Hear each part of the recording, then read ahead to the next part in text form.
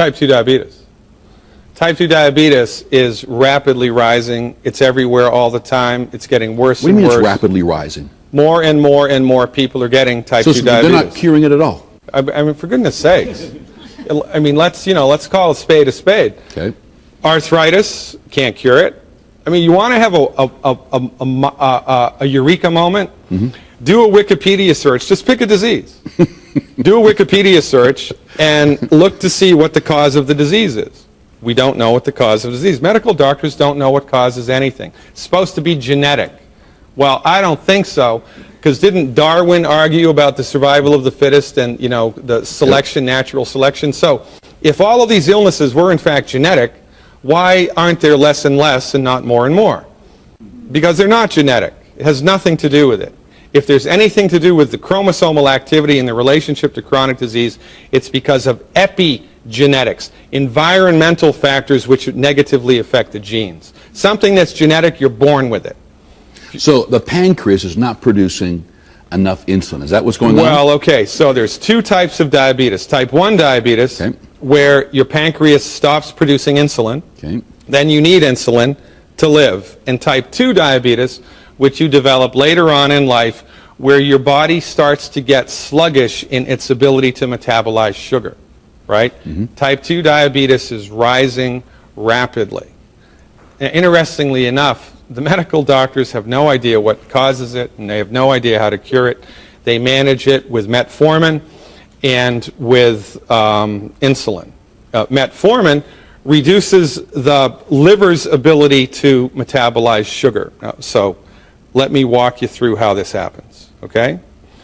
So you eat something that has sugar in it. By the way, sugar is not the Antichrist. Okay. Sugar is the gasoline of the body. You couldn't blink an eyelash without sugar.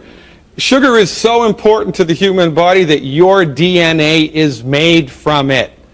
DNA is an acronym, deoxyribonucleic acid. The ribo stands for ribose, which is sugar. Sugar.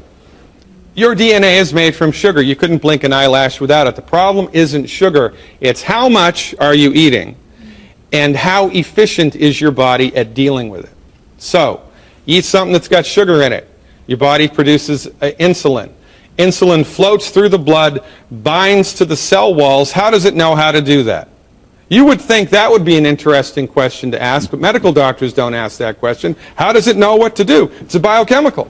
How does it know where to go and what to do? Well, I'll tell you how it knows where to go and what to do, because there's divine intelligence guiding it. Period. So, insulin floats through the blood, binds to a cell wall. There's a little receptor on the cell wall that's specific just for insulin. Insulin binds to that receptor, sends an electrical signal through the middle of the cell to open up a door on the other side of the cell to let the sugar in. It's like somebody showing up at your house, ringing the front doorbell, and the kitchen door opens up to let the groceries in. All right? That's how it should happen if you're healthy. Okay. But in order for that signal to go through and open up the sugar door, minerals need to be present inside the cell. So we're back to minerals. It's a big deal, man. 2 minerals specifically, vanadium and chromium, but there's about 25 other minerals that are at play also. So if this is how many minerals your body needs, but this is how many are in the body because they're not in the food like they used to be, then the insulin binds to the cell wall, tries to send a signal to open up the sugar door, but it gets interrupted. The sugar door stays closed. So what does the body do?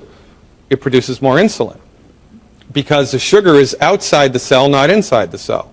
The body knows that. How does it know that? Nobody knows how it knows that, but it knows that.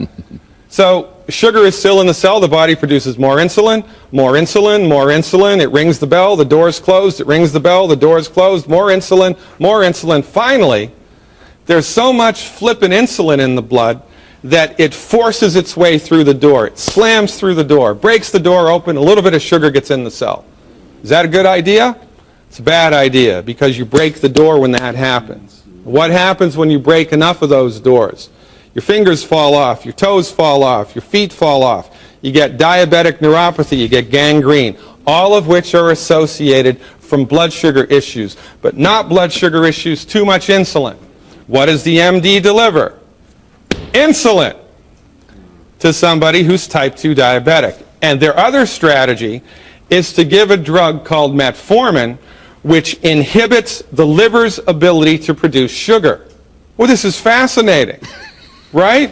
Yeah, let's do that instead of just giving minerals, which, by the way, in 1957, it was proven by a medical doctor that vanadium and chromium specifically was related to type 2 diabetes. This guy named Mertz, Dr. Mertz, could turn type 2 diabetes on or off in laboratory mice by giving or withholding chromium. That was in 1957. Well, why haven't we heard about it? Why isn't it out there mainstream helping people? Because a medical doctor, the pharmaceutical industry, makes more money managing the disease than they do in curing it. Interesting.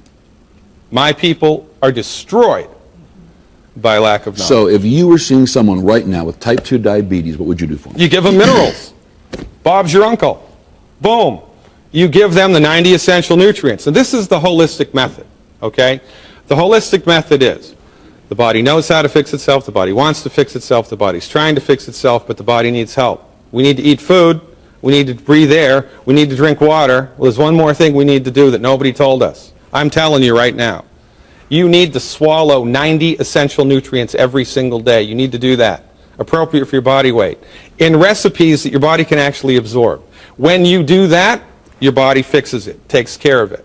Now, how much is your body going to be able to fix it? Depends on how bad it was before you started doing the program. You wouldn't believe the things I've seen people recover from. You wouldn't believe it. The body's ability to cure itself is much greater than anybody has led you to believe. We must mineralize the body, we must nutrify the body, and then we also have to stop eating certain foods that are gumming up the works. When we do these two things, the body rallies and healing begins.